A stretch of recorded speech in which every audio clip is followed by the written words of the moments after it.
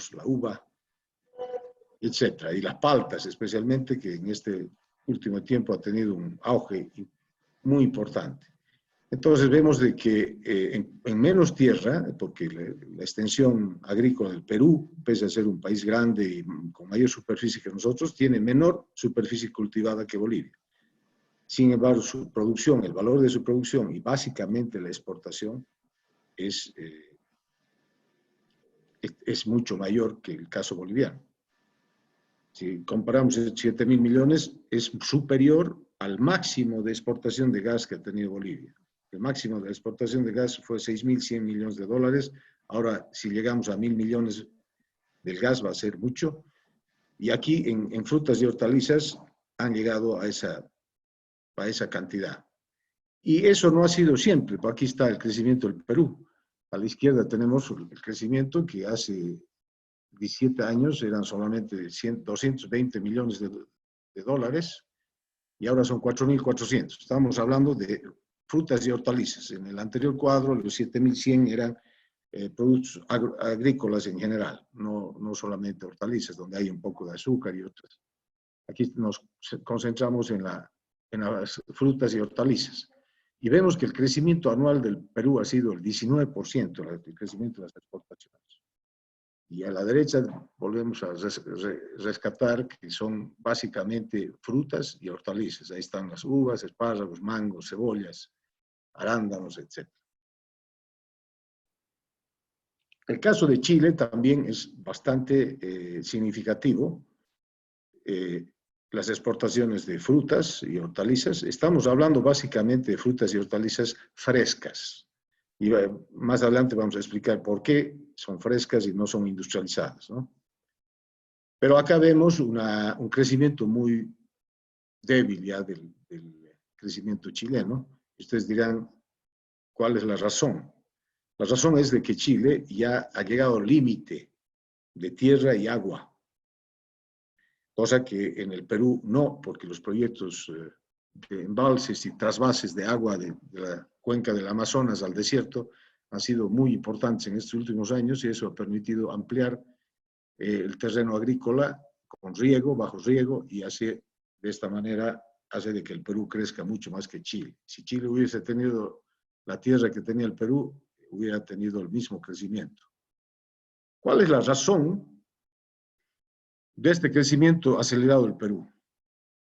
Y de otros países, aquí podemos poner también el Brasil, podemos poner Sudáfrica, Australia y otros. Es la demanda constante y la nueva forma de consumo saludable que se da en la población mundial en general.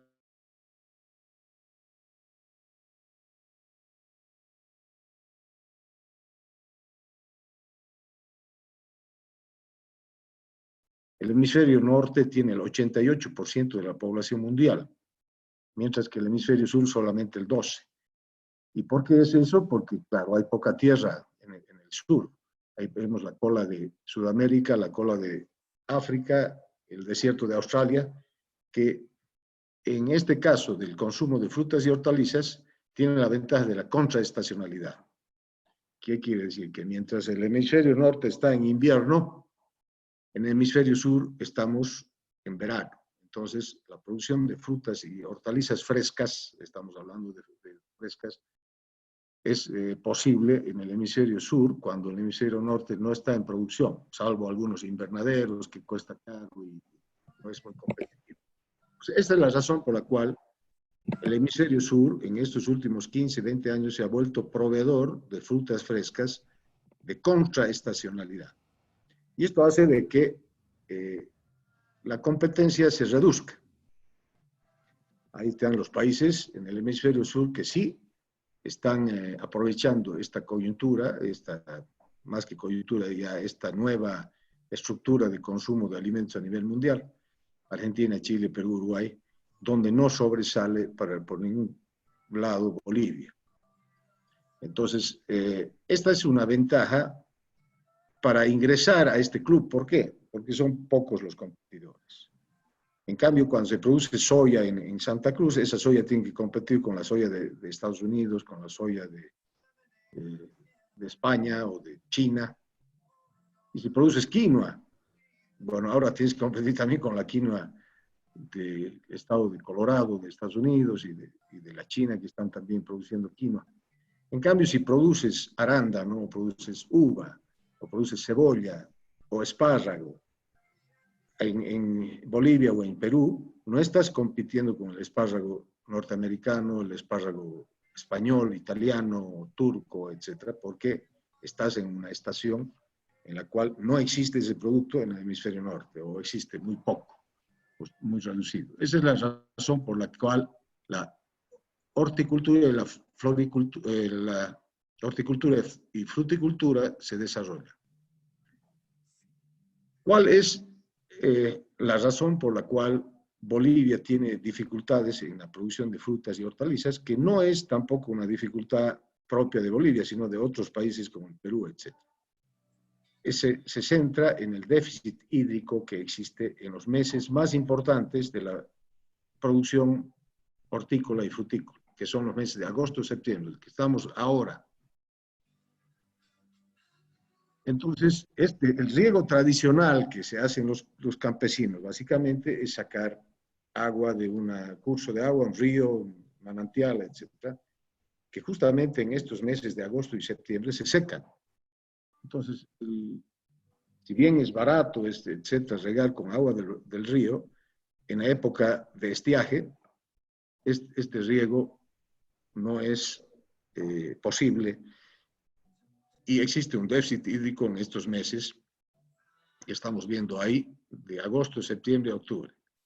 Es el momento de la brotación y de los cultivos de muchas hortalizas, es la siembra de las hortalizas o es la fructificación y la germinación de los frutales. Entonces, esta es una de las razones muy complicadas. ¿Por qué? Porque al no llover tampoco en invierno, cosa que Chile, por ejemplo, tiene, lluvias y nevadas, no existe agua en los cursos normales, en los cursos de los ríos. Entonces, en Bolivia necesariamente tenemos que almacenar el agua del verano anterior para regar en la primavera siguiente. Este es uno de las razones, yo creo, básica también de la pobreza en el occidente de Bolivia.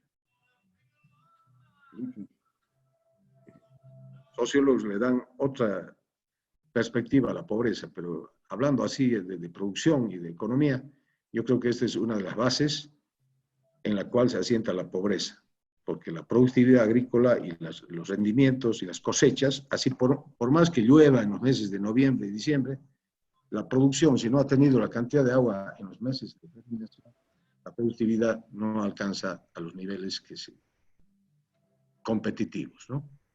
Entonces, la acumulación de agua en embalses es muy importante, es la base del desarrollo agrícola de la fruticultura y la horticultura, y que en Bolivia ha estado poco desarrollado, ¿no? Tenemos muy pocos ejemplos de almacenamiento de agua, algo en Cochabamba, Angostura tiene una presa muy antigua, en el altiplano, en Tacagua, en Oruro, pero se salinizó el agua y no se desarrolló bien. En Tarija sí hay un éxito en la represa de San Jacinto, y ustedes saben que parte del pequeño desarrollo de la viticultura se debe a esta presa. Entonces, esta presa, combinado con el riego por goteo, que ahorra más o menos un 60-70% del agua de riego, te conduce a que pueda haber el déficit hídrico en los meses de septiembre, de agosto, septiembre y octubre. Entonces, estos... Perdón, me están escuchando, ¿no? Escucho ahí un... Estamos Sí, sí, adelante. Ahora, ¿qué pasa? Que este riego es muy caro. El anterior riego, el riego tradicional que tienen en el occidente, que es la derivación de los cursos de agua, hay inversiones de $2,000 y $3,000 por hectárea. Acá las inversiones son de $25,000 o más, se llega hasta $50,000, que se tienen que invertir entre el embalse y la conducción y la distribución de agua. quiere decir que la inversión es bastante alta. Por lo tanto, solamente se justifica y se vuelve rentable si estas presas producen productos de alto valor. Cuando digo que productos de alto valor, dice, comparando la papa con la uva, por ejemplo, o sembrar choclo versus sembrar arándano, ¿no?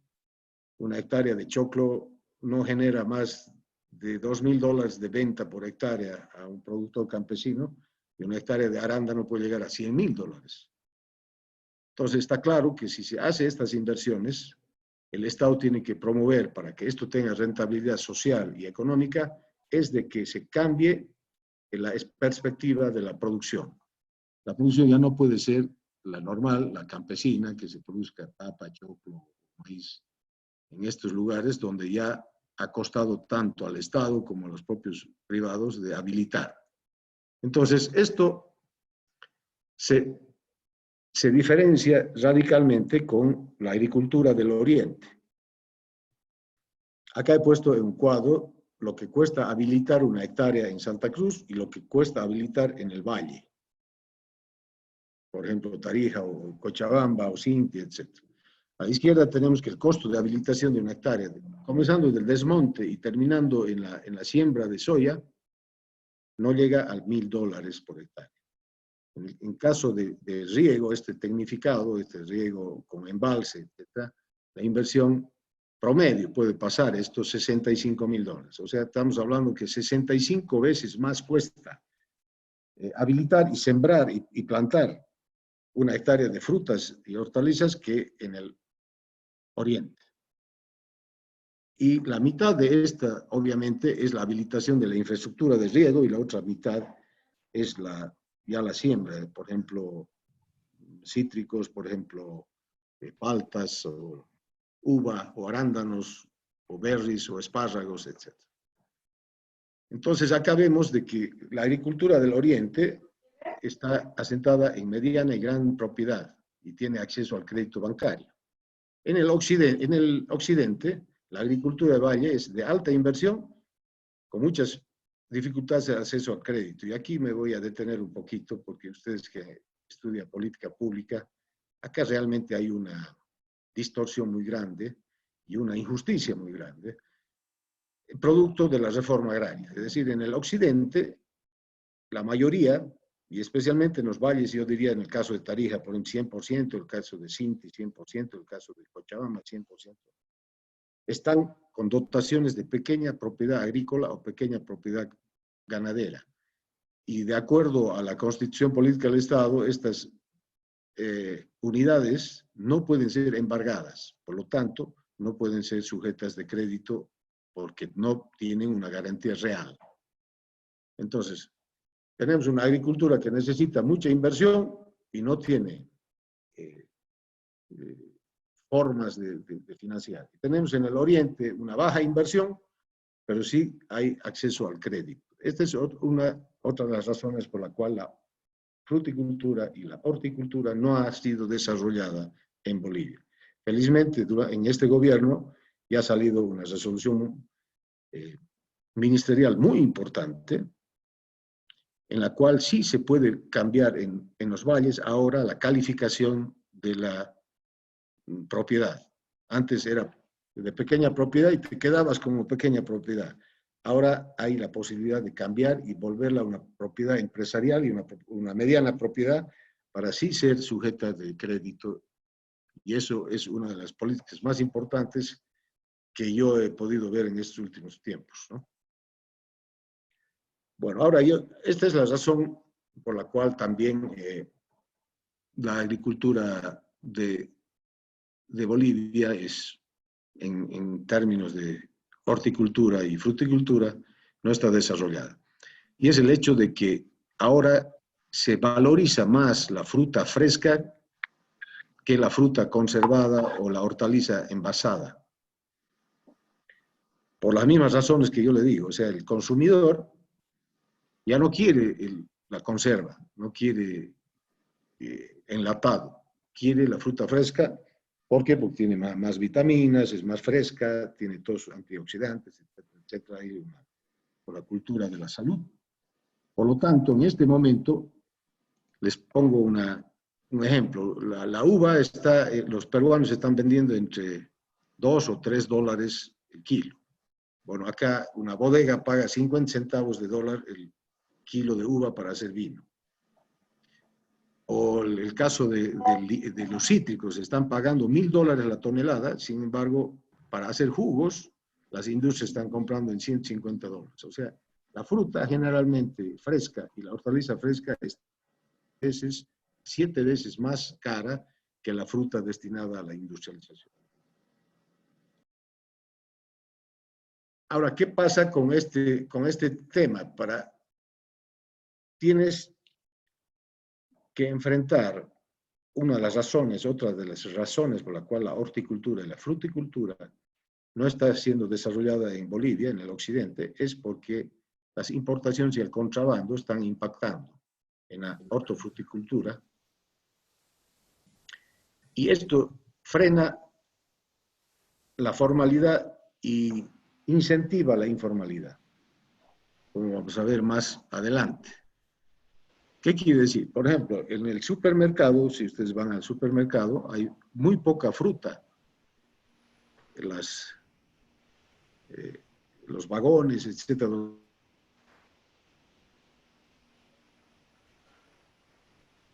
caso de un supermercado en el exterior con lo que tenemos en Bolivia es pues una gran diferencia. ¿Cuál es la razón?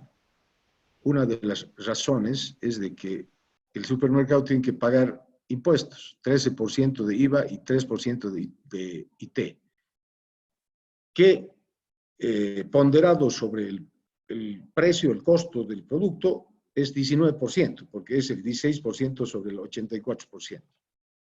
Sin embargo, afuera, en la cancha, o en el Mercado Rodríguez, o el Mercado Campesino de Tarija, una cancha vos consigues la fruta sin pagar este 19%. Ahora, ¿cuál es la razón de la desventaja? Eso, que en todas partes del mundo, los supermercados, etcétera, tienen cadenas de frío. Acá los supermercados son los únicos que tienen cadena de frío. En cambio, los tambos o los mercados no tienen cadena de frío. Eso ocasiona de que haya una pérdida entre el 40 y el 50% de la fruta y hortaliza y no se desarrollen las cadenas de frío porque al momento de formalizar tienes que pagar esto y hay una gran diferencia de competitividad entre lo informal y lo formal. Ahora, esto porque es especialmente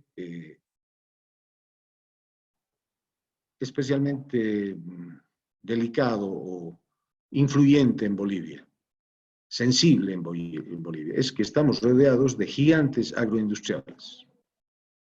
Entonces, esto genera, además de la informalidad del contrabando. Entonces, vemos acá que Bolivia tiene a la izquierda el Perú, Chile y un poco la Argentina, y después tiene al Paraguay y Brasil. En el caso de la hortifruticultura, los competidores Perú y Chile están metiendo productos a nuestro país de descarte de exportación. ¿Qué quiere decir? Pueden exportar arándano a $12 a Europa, pero para el mercado interno peruano y para el boliviano, esos $12 los vuelven $3. Eso los puedo decir con mucha seguridad porque yo he sido exportador de castaña, de café, siempre pasa eso. Lo mejor se exporta y lo más barato se vende en el mercado interno. Entonces, la horticultura de Bolivia, y eso ya se está dando los ejemplos claros, por ejemplo, la uva de Tarija y la uva de Santa Cruz, etcétera, tienen que competir con la uva de descarte de Chile y de Perú. Entonces, un producto que puede ser de primera, tienes que competir con un producto de descarte. Y eso es muy impactante porque ustedes saben que Bolivia es un mercado de precios, no de calidad. Entonces acá se va más por el precio que por la calidad. Entonces el caso de la cebolla es muy patético también. Aquí había una producción de cebolla entre los valles de Sinti y Potosí y Tarija. En este momento también tienen dificultad el Perú de descarte a precios muy, muy baratos. Y bueno, la Argentina, ustedes saben, está metiendo sus alimentos, entre esos los vinos y aguardientes, hace una competencia en el sur a los vinos y productos ya industrializados como tenemos, ¿no? Entonces acá yo pongo lo que el SENASAC ha determinado y ha detectado como alimentos que están ingresando a Bolivia por la vía del contrabando. Es un informe del SENASAC donde dice, hay desde acelga, arveja, ajo, camote, cebolla, lechuga, etc. Ven de que de este listado, el 80%, durazno, kiwi, igual, granadillas, igual, el 90% son productos hortofrutícolas alimentarios. Entonces, ¿qué hacemos frente a este panorama? Ese de las importantes propuestas de política pública es la eliminación del IVA de alimentos de origen agrícola y sustitución por tasas municipales. Si nosotros lograríamos hacer esa política pública, porque en realidad lo que está ingresando al Tesoro General de la Nación por productos agrícolas, de productos agrícolas, alimenticios de origen agrícola, es casi nada, porque es solamente lo que pueden recaudar de los mercados y de alguna otra empresa. Y lo grave es que las empresas industrializadoras, por ejemplo, las que compran soya, o las que compran castaña, los que compran café, etc., tampoco reciben una factura que ellos se puedan descargar. O sea que el IVA y el IT está causando una gran distorsión y un gran problema en Bolivia para el desarrollo de la agroindustria en general y de la agroindustria hortícola en particular. Entonces, esta es una de las propuestas que en este momento estamos haciendo al gobierno nacional. ¿Por qué? Porque esta crisis nos puede permitir hacer estas modificaciones, que antes hubiese sido más difícil, pero además reducir el IVA del 16% y volverlo una tasa municipal del 2%, el 1%, como está practicando la Argentina, Colombia, Costa Rica en este momento. Esto y a incentivar las inversiones en el sector hortofrutícola, ¿no? Otro efecto de eliminar el IVA y sustituir por tasas municipales es el control del contrabando y realizar medidas pararancelarias. En este momento, el control del contrabando está encargado a dos instituciones, la aduana. Los demás municipios, como no participan del ingreso tributario, no hacen nada por controlar este contrabando de alimentos y de bebidas. En cambio, en este caso tendrías 339 municipios, 9 gobernaciones, que sumados a la CIN y a la aduana tendrías 350 instituciones. Esto también es importante porque son medidas arancelarias. Es decir, si yo quiero ponerle alguna barrera a la cebolla del Perú o a la uva del Perú, de Chile, etc., no lo puedo hacer porque hay convenios internacionales.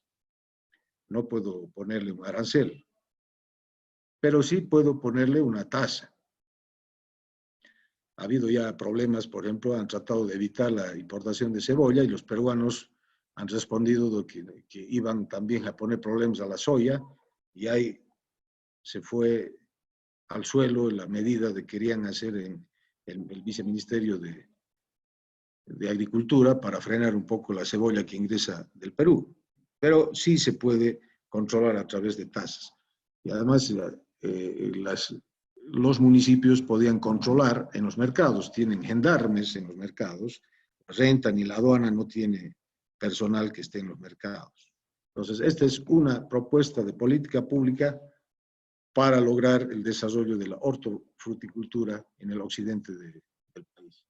Además, si nosotros igualamos y bajamos eso, vamos a desarrollar las inversiones en las empacadoras y las cámaras de frío, que son importantes, imprescindibles para el desarrollo de la hortofruticultura. Ustedes saben que justamente lo que les decía, lo más importante no es enlatar ni procesar la fruta y la hortaliza, lo más importante es vender fresco. tanto para el mercado nacional como para la exportación. Ahora con el desarrollo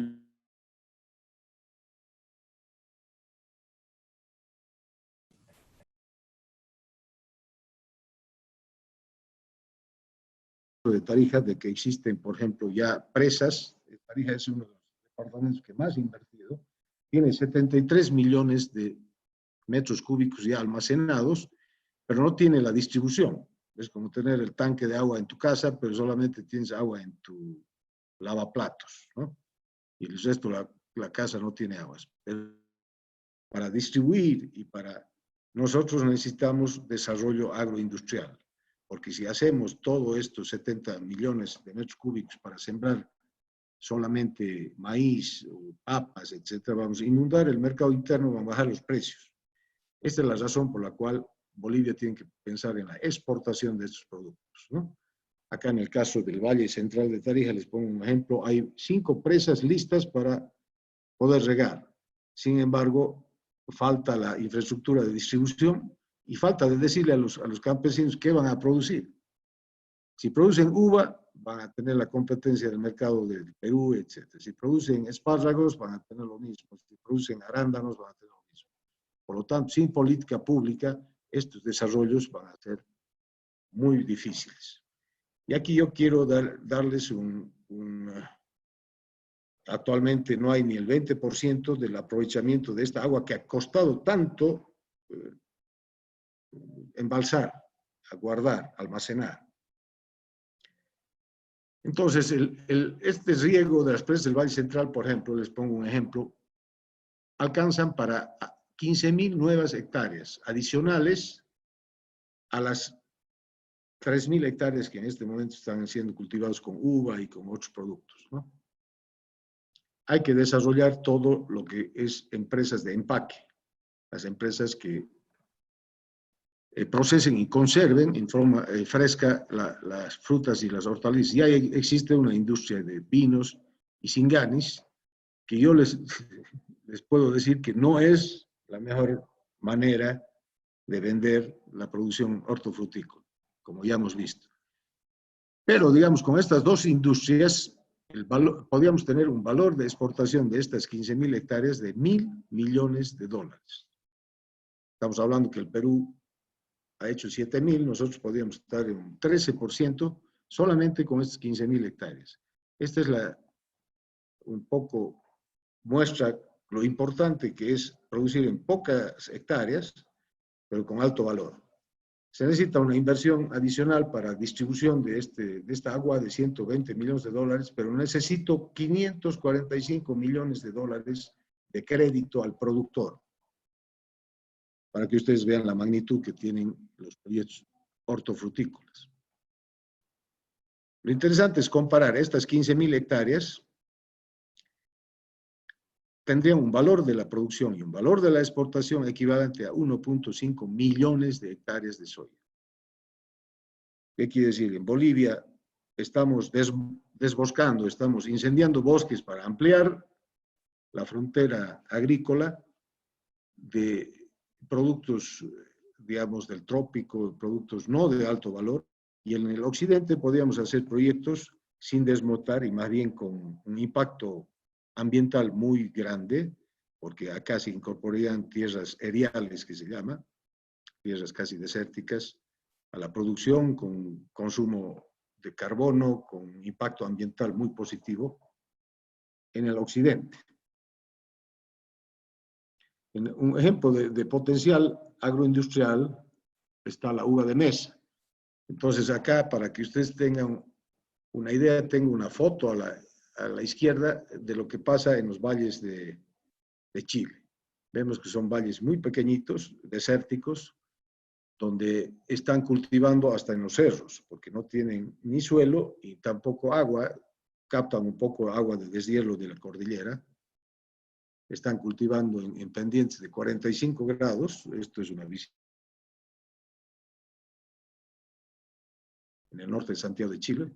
Aquí vemos cómo el crecimiento de la demanda de uva chilena ha crecido al 2.5%, un crecimiento muy importante, y lo importante es que en los últimos 10 años el precio de la uva de mesa ha aumentado, se ha duplicado, más que duplicado, más o menos de 80 centavos a $2 el precio de la uva. En cambio, en este momento, el precio de la soya, por ejemplo, ha bajado a la mitad. En los arándanos pasa lo mismo, pero la demanda del arándano chileno ha sido del 16%. El precio de exportación del arándano que tienen los chilenos es aproximadamente $12. Yo comparo estos $12 que pueden ingresar $130,000 por hectárea de venta, pero acá hago una comparación con el litio. El litio tiene $7 por kilogramo. En arándano podemos conseguir casi el doble de esa cifra. En este momento se han invertido $700 millones en litio, y en estos productos no se debe haber, privadamente no se debe haber invertido ni siquiera $1 millón, ¿no? Entonces, esto para demostrar de que seguimos pensando en productos de la minería, etcétera, y no pensamos en productos agrícolas que pueden ser mucho más importantes que la propia minería. Entonces, acá hemos hecho una comparación de los valles. Por ejemplo, a la izquierda están los valles chilenos y a la derecha están los valles bolivianos, Valle de Cinti, el Valle de Tarija, etcétera, valles de Potosí. Además tenemos la zona subtropical que produce cítricos, que es otra fruta muy demandada, y el palta. Entonces, comparando Chile con Bolivia, vemos que Chile tiene poco territorio, la mayoría de desiertos no tienen agua, y nosotros tenemos agua y tenemos mucho más área para poder cultivar en el caso chileno, ¿no? Obviamente que hay que hacer una transferencia de tecnología, y quiero mostrarles cuáles son las 4 patas del desarrollo frutícola en Chile, ¿no? Que son básicamente los cítricos, la palta, el arándano y la uva. ¿Por qué digo las 4 patas? Porque son las que concentran el 90% de la producción. En el caso del Perú, se añade una quinta pata, que son los espárragos, ¿no?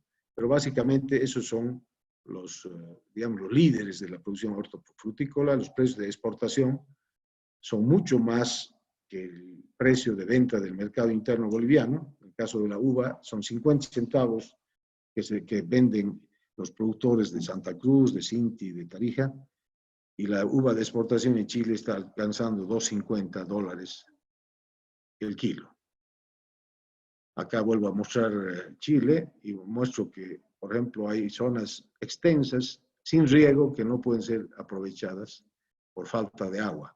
Aquí muestro una plantación de palta que está prácticamente en el cerro. Tienen que bombear 500 metros con un costo altísimo de energía eléctrica, etcétera, de bombeo, pero se paga ese bombeo y se logra desarrollar esta producción en Chile gracias a los precios y al alto valor que tiene la palta.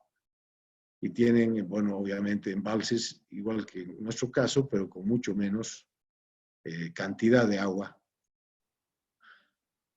Bueno, acá comparo el Valle de Napa en Estados Unidos, que es un desarrollo frutícola muy importante. Estuvimos visitando el Valle de Napa, y aquí como comparación les puedo decir que el precio de una hectárea de uva en el Valle de Napa es de $2.200.000 y en Tarija es $60.000. ¿Y por qué es eso? Porque, bueno, desarrollaron los vinos de alta gama, de alto nivel de precios, están exportando en $180 la botella, y bueno, Tarija está todavía produciendo vinos de $2, de $5. Este cuadro le pongo para que vean la proyección que puede tener la fruticultura en Bolivia, ¿no? Hay similitudes también con Brasil. Brasil, una zona desértica que era en Bahía, ha hecho un desarrollo de uva para exportación a Europa. Han habilitado 93.000 hectáreas. La mayor parte de la uva que se produce, eso es para exportación. Poco se vende en el mercado interno. Es una zona subtropical, que muy parecida al Chaco. Hoy día es aniversario del Chaco. Tienen un río igual que el Pilcomayo, ellos tienen el río San Francisco, y bueno, han aprovechado en esa, nosotros también tenemos prevista una presa, Carrizal, ellos hicieron también una presa, y aquí estamos hablando del Chaco. Acá a la izquierda tienen una fotografía del Valle de San Francisco en Bahía, y aquí a la derecha tienes una fotografía del Chaco. Bueno, en esa aridez, en esa zona que cuesta mucho llevar el agua, porque tiene que ser con pozos, y tiene que ser con atajados y con presas, en este momento han fracasado muchos proyectos en el Chaco de riego, comienza desde la Corporación Boliviana de Fomento, y realmente, ¿cuál ha sido el fracaso del riego en el Chaco? Que han hecho toda esa infraestructura de canales, de riego, de derivación de aguas, de atajados, etcétera, para producir soya y para producir maíz. Y la soya, en el mejor de los casos, te puede dar 500, 600 dólares por hectárea en una cosecha. La uva de San Francisco en Brasil genera entre 30 y 40 mil dólares de venta, de producción para exportación. Pues aquí vemos de que existen ya variedades adecuadas para climas tropicales, pero es uva de mesa. Obviamente esta uva no sirve para hacer vino, pero sirve para el consumo fresco, que en este momento se está exportando. Este es un ejemplo de cómo en una zona árida, desértica, se puede desarrollar la fruticultura en forma exitosa. Nosotros en el sur también tenemos el caso de la citricultura. San Miguel de Tucumán, en la Argentina, es el mayor exportador de limón del mundo. La razón es de que esta zona climática tiene concentrados aceites esenciales, que son los aromas del limón, los más altos, unos más altos del mundo. Es decir, se puede aceite esencial de la cáscara del limón por tonelada. Bolivia pertenece a la misma cuenca, especialmente Tarija, el Chaco y Santa Cruz. Y se está exportando limón en este momento a precios muy importantes en la Argentina. Y este cultivo de cítricos rinde 5 veces lo que rinde la caña de azúcar. En este momento ya existen inversiones en Tarija sobre una planta de industrialización, pero no hay el cultivo, ¿no? He comparado la caña de azúcar con la citricultura, y vemos que el ingreso es 5 veces más que la caña del azúcar. Estos son los productos industrializados de la citricultura. Y como yo les decía, no hay lo mejor que se puede hacer con la citricultura es hacer una exportación de limón en fresco, en vez de industrializarlo, ¿no?